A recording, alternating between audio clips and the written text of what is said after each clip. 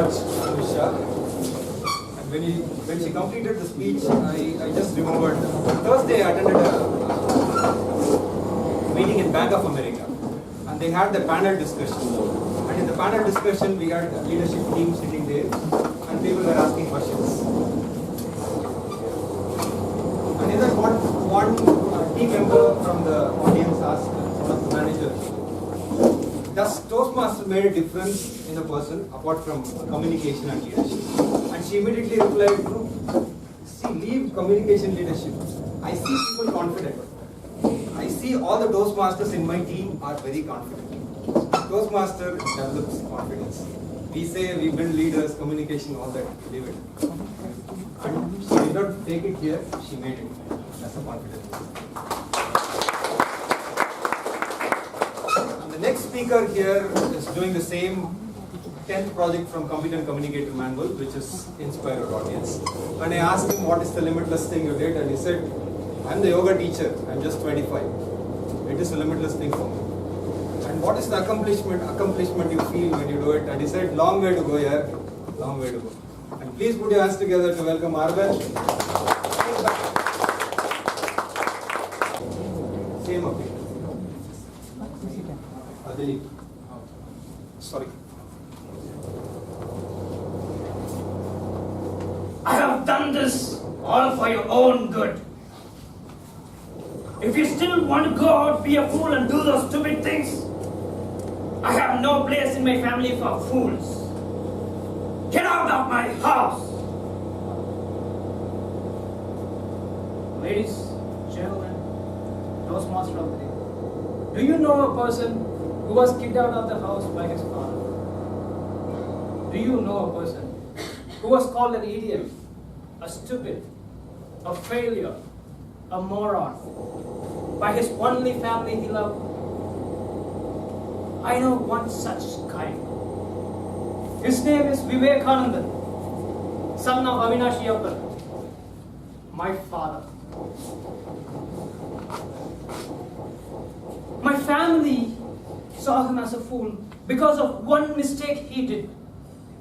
One mistake that only one among 5 people in the world dared to do. One mistake that can change the world. One mistake that transformed my father's life. Tracing back to my father's young stage. As a young teen, my father was very energetic and enthusiastic. He was passionate towards people and politics. His passion towards politics grew tremendously when his favorite actor, MGR, also known as Vadiyar, started his own political party. But my grandfather, his father, had other plans for him. Back then, my grandfather has set up a well-established grocery store. He wanted my dad to run another one. My grandfather was just like a glove surgeon at arms, strict and stubborn with rules and regulations. He also wanted people to stay away from politics. He was okay if my dad became a sannyasi, but not a politician. And one day when the new grocery store was set up, my grandfather took the keys. He went to my dad, he dropped the keys in his arms and said, "Son, this is all yours. Work hard, make me proud, and no politics." Back then, going against the family supreme's decision is like going against a Hitler's decision. You will never know when you'll be fired from the family. My father, with a heavy heart, dropped his dream and went to the grocery store. Months into the grocery store made my father restless and realized that he was wasting his life. And on one fine day, he stood up to his father. He took the keys back, gave it to him and said, "Dad, you take the keys back and go to the store while I go into politics." In a way, he was saying, "You take the keys back. I'm taking my dreams back." Ladies and gentlemen, the one mistake that my dad did was to take back his dream. And as a result, my grandfather asked him to leave the house. One mistake. The one mistake that cost him his life. The same day he left the house, he joined his favorite political party. He was good with people, and people were happy to have him around. He was living his dream. But a couple of years later, he lost all his money into politics. He left all his ornaments to politics. He had nowhere to go. He was devastated. He was pushed back to drop his dream again. And he went back to the same grocery store which he left a couple of years back. Sign of failure, a sign of stupidity was left all over his face. Yet he went to the grocery store. But the feeling of doing something you don't love was killing my father like cancer. He dared to do the same mistake again. He left the grocery store and took his dream back and joined politics. His entire family was opposing it. His wife, his mother, his son were all against it, but he still took back his dream and he stayed there. 10 years into politics now, he has been given the post of the regional secretary of his favorite party. Celebrations were all over the street. Fireworks were fuming in the air. The crowd was cheering my father's name. The sound of a screaming siren calmed the crowd. A white Scorpio with a screaming siren approached a house. The screaming siren stopped. So did the car in front of a house.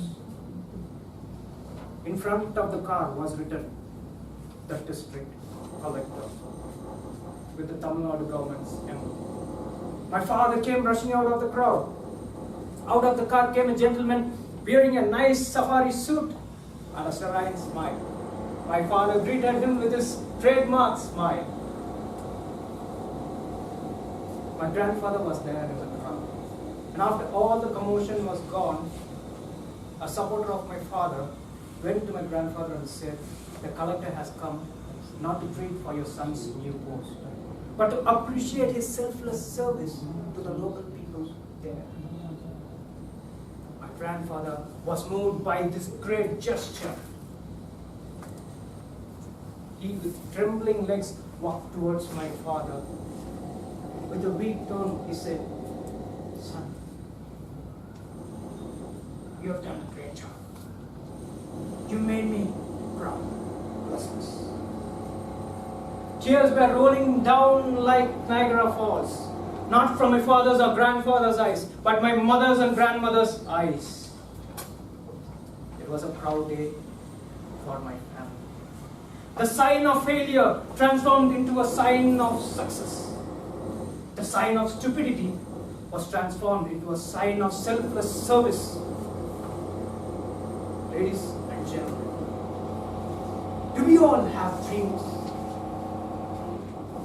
A dream to become a maestro in music.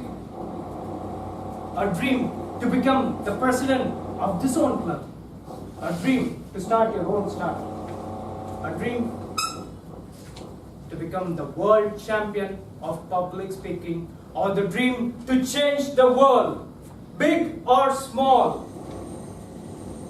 Dreams are meant to be achieved and not let them rest in peace. The biggest question I'm going to ask you is, what was the last dream that you dropped? Did you take it back? Or did you let it rest there in peace?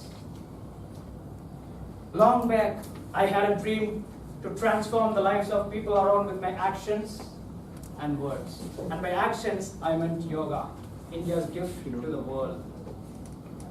I dropped my dream because my friends didn't like it. I dropped my dream because it did not give me some money. I dropped my dream because it wasn't nice. But I dared to do the same mistake that my dad did.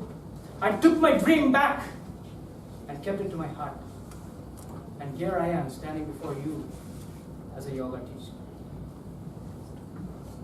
Ladies and gentlemen, have you dropped your dream a trillion times?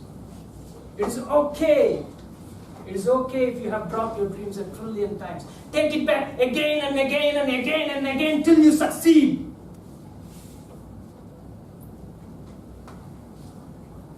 Just take it back.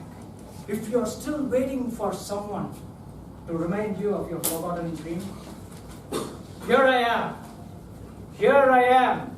Aravind, the son of Vivekananda, is here to remind you to take your forgotten dream back. Just take it back.